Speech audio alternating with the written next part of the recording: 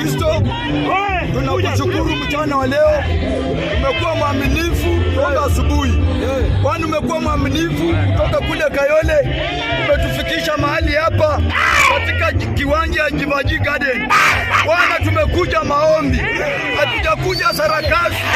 Wengine wanafikiria tumekuja vita. Bwana Mungu, unatutambua. Raila Odinga ndio Musa. Raila Odinga amebeba Kenya. Raila Odinga atukuzwe. Raila Odinga ndio kiongozi. Raila Odinga ndio president. Raila Odinga ni kila kitu. Baba, hii government, nimesema hiyo sio government. Hiyo ni kampuni. Tunaangusha kampuni. Tunaangusha kampuni. Tunaangusha kampuni. Achagwa na timu yake. Achagwa na wetangu. Achagwa na Musali. Wapate sitrop. Wapate sitrop. Wapate sitrop. Unajibu maombi. Mahali Mheshimiwa Raila Odinga ako. Bwana mulinde. Bwana msaidie. Mpiganie. Age miaka mingi. 120. Bwana 120. Ni kiongozi. Ni kiongozi. Bwana tumetii. Tumeona matunda yake. Tumeona mwema wake. Tumeona ushindi. Asante Bwana kwa kutenda. Nani katika jina la Yesu Kristo na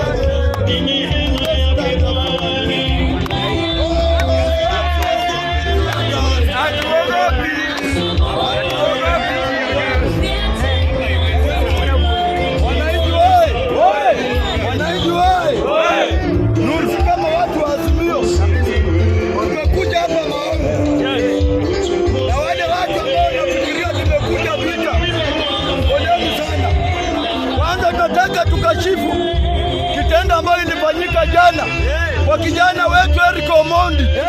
Lazima Eric Omondi aachiliwe. Lazima Eric Omondi afanye nini? Aachiliwe. Eric Omondi afanye nini? Aachiliwe.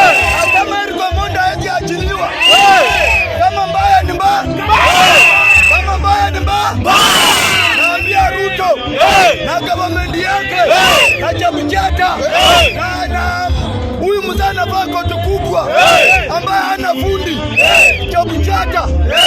Namwambia hivi, tengeneza maskari wengi, tengeneza tear gas, tengeneza jeda, kwa sababu Wakenya wanakufa njaa, Wakenya wanahangaika, Wakenya wanateseka. Naambia Ruto akiongozwa na Aisha Juma ameweka 1.5 bilioni kwa nyumba na Wakenya wanateseka. wameteseka. Azimio oi! Azimio oi! Azimio oi! Na wale makarau ambao wameletwa hapa ni wachache sana, wakuje kwa wingi.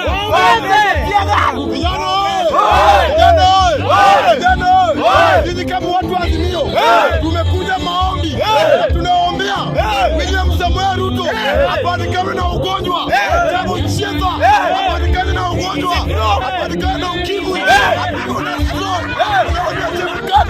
mahali yako, apatikane na ugonjwa katika jina la Yesu. Amen. Wananchi, mimi naomba Mungu Mama Kome kufe. Mimi naomba Mungu kufe kabisa. Mimi nasikia wewe ni mgonjwa.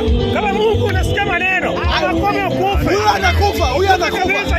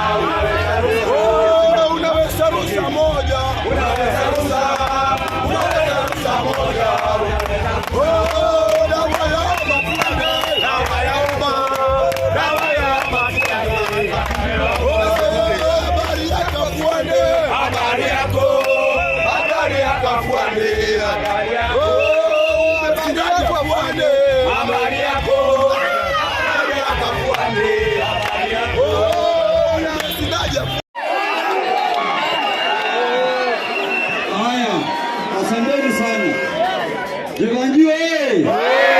Jivanjiwe.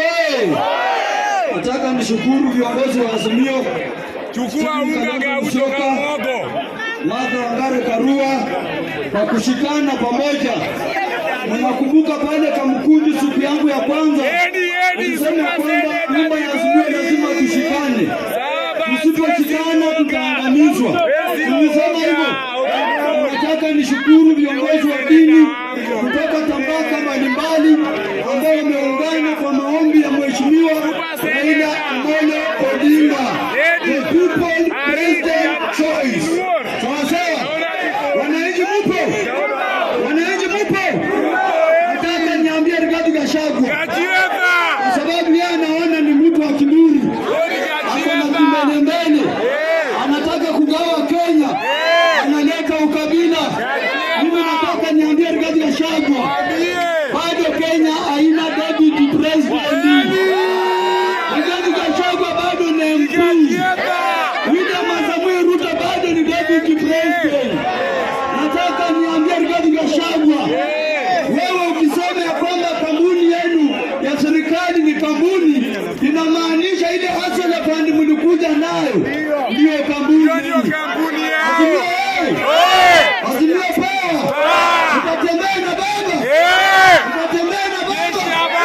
Naambia William Samoei Ruto awache kutumia maaskari vibaya.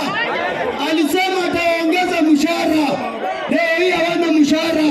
Na tunamwambia Eric Omondi atoke ndani. Eric Omondi atoke wapi?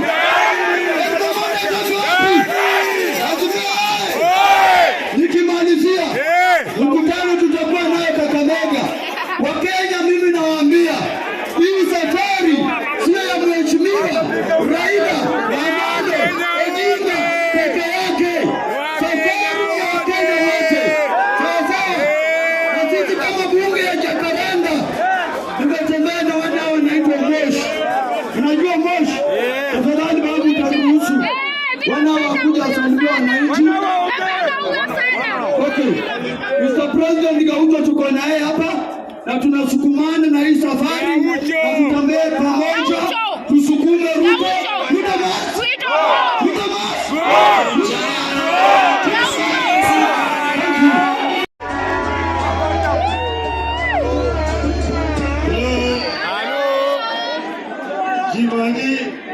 Current prayer points. February 22, 2023. Yes. We came here as seekers of truth and defenders of justice. We are seekers and defenders of electoral justice, social and economic justice. We pray that this may be firmly planted in the soils of our country. I want to thank the men and women of God who have spoken here strongly and reminded the country of the warning of Prophet Amos. You trample the poor, stealing their grain through taxes and unfair treatment. Therefore, though you build beautiful stone houses, you will never live in them. Though you plant large vineyards, you will never drink wine from them. Amos 5:11. 3. The land is our quest for electoral justice and social justice. You have 3 significant pronouncements to make. First, the cost of living. We have been talking about the rising cost of basic commodities like hunger, electricity, diesel, petrol, paraffin, sugar, milk, among others, for far too long. We have complained about rising taxes and have lately talked about children dropping out of school for lack of peace.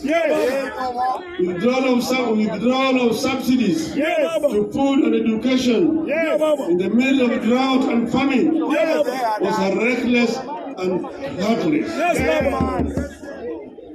Consequently, the subsidies must be restored, the cost of basic commodities and taxes must come down in the next 14 days. Secondly, the level of deceit must end. Servers must be opened and audited. Servers must be open and audited under auspices of a reputable firm or organization, failure to which we shall lead the people to restore their authority and voice.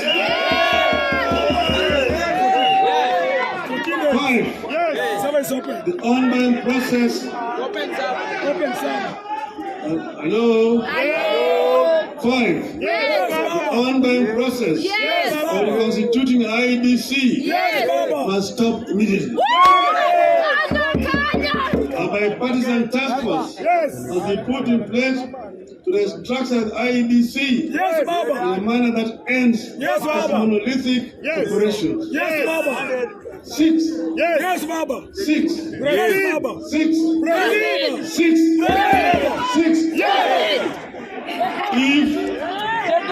If demands are not heeded within 14 days, we shall lead Kenyans to massive action, to mass action in the country.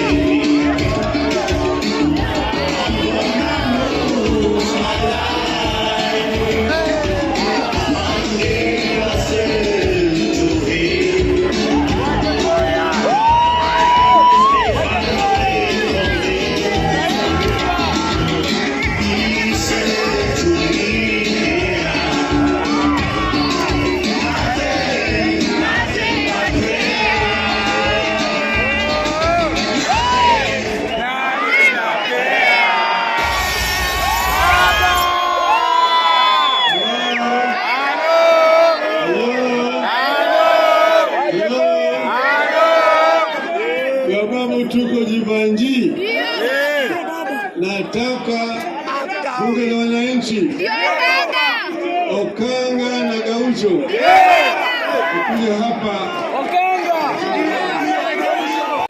Senator Gloria, what is the point of order?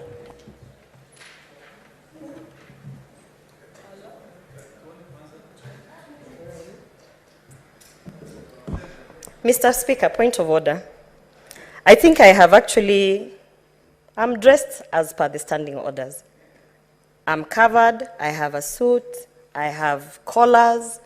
I'm just short of a tie. I'm very disappointed.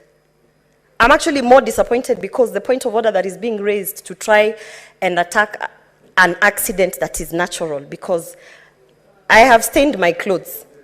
And at the end of the day, I just want to know, while we are discussing this issue that is not even in the order paper, is it because senators are not women who have periods? I want to know, because then maybe I shouldn't be in this house because I have periods, Mr. Speaker.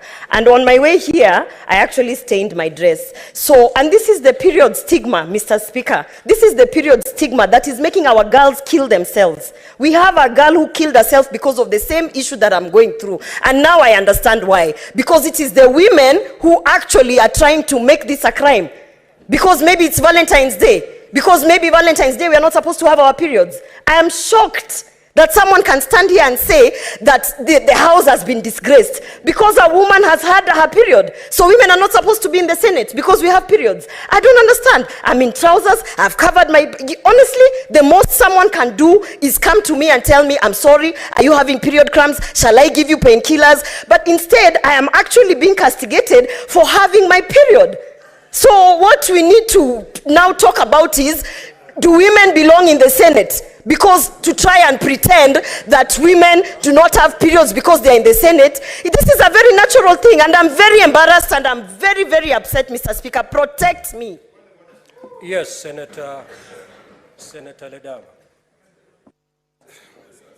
Mr. Speaker, someone once said that as leaders, we should be judged by the content of our speech.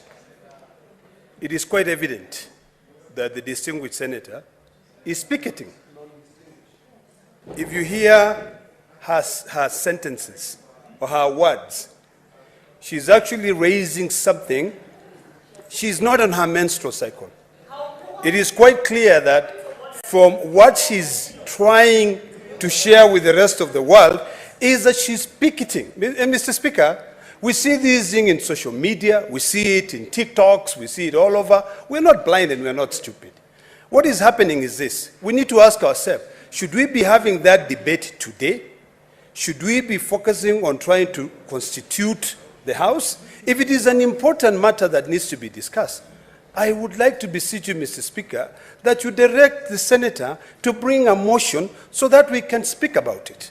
But to attempt to disrupt the House, you know, the distinguished senator, and I'll be very respectful, I will call her distinguished senator, has been walking up and down, up and down. All of us are looking. If indeed, Mr. Speaker, she's being honest, and she's not being honest in this case, I think if any mature person, when they realize that they are going through something which culturally, it's something which is taboo to be discussed, she would have gone to the bathroom, she would have covered herself, and even the other distinguished senators who are from the female gender here would have given her something to wear. But they know that she's picketing. So, Mr. Speaker, I would like to request you that you save this House so that men and women who sit in this House can be good example to the millions of Kenyans that we represent. So, Mr. Speaker, I really beseech you that you rule the distinguished nominated senator out of order. And if she wants to picket, picketing is outside. Every so often, when we raise matters outside this House, we are told you are the senators. Go to the Senate and pass laws. Why are we then now coming in to reduce ourselves to demonstrators on the floor of the House? So, Mr. Speaker, this is very discouraging. And I request that you rule her completely out of order. Senator Muma.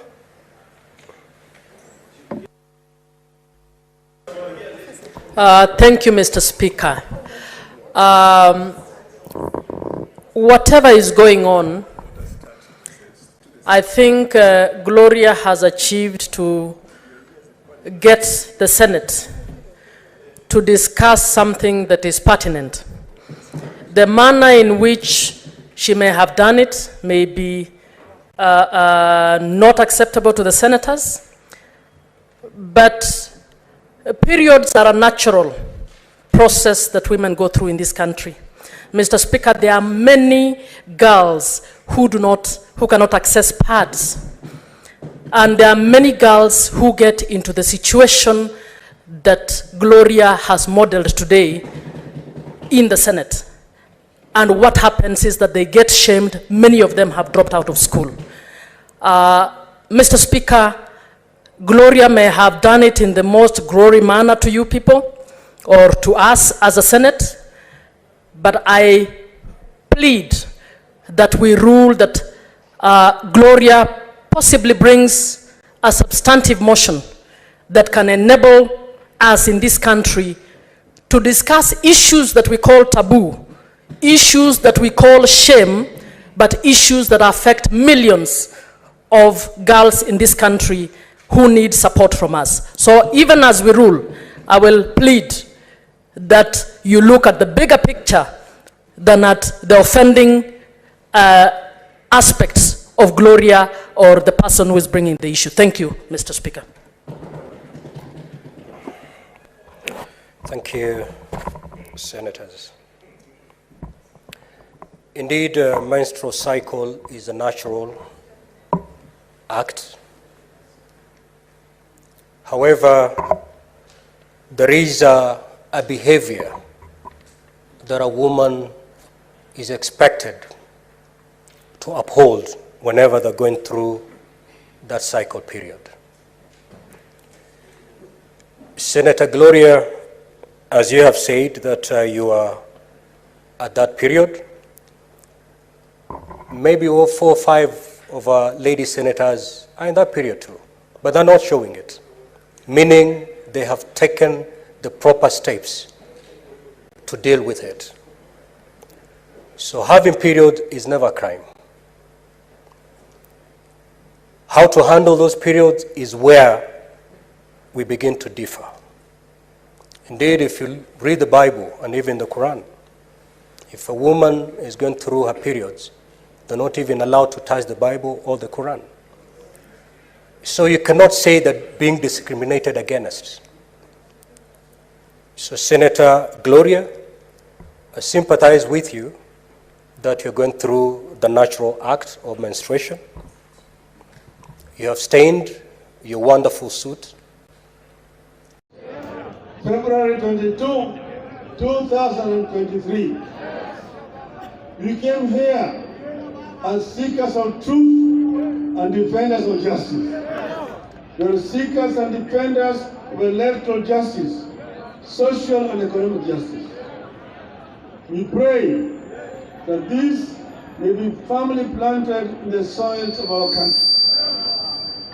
I want to thank the men and women of God who have spoken here strongly and reminded the country of the warning of Prophet Amos. They quote, "You trample the poor, stealing their grain through taxes and unfair treatment. Therefore, though you build beautiful stone houses, you will never live in them. Though you plant large vineyards, you will never drink wine from them." Amos 5:11. 3. In line with our quest for electoral justice and social justice, we have 3 significant pronouncements to make. First, the cost of living.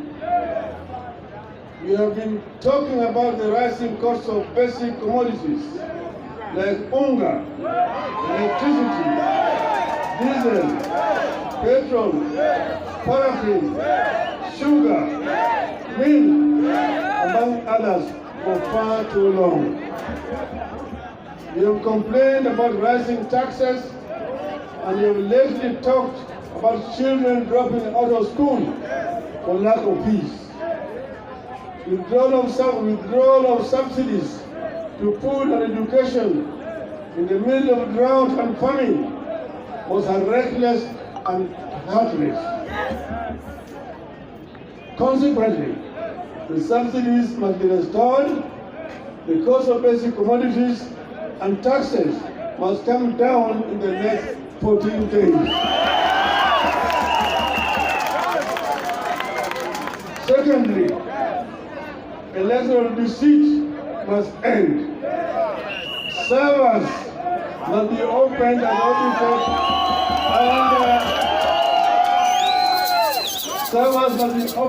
audited under auspices of a reputable firm or organization, failure to which we shall lead the people to restore their authority and voice. 5. The ongoing process. Hello. 5. The ongoing process of reconstituting IEBC must stop immediately. A bipartisan task force must be put in place to restructure IEBC in a manner that ends its monolithic operations. 6.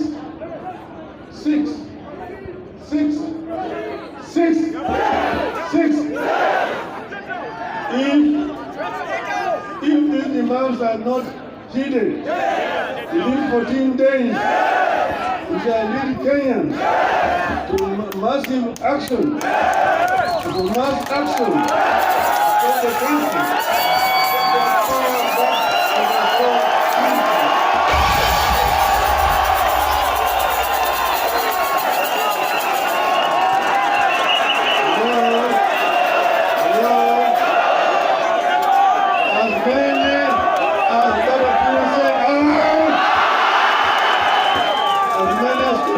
Say nay. The ayes have it.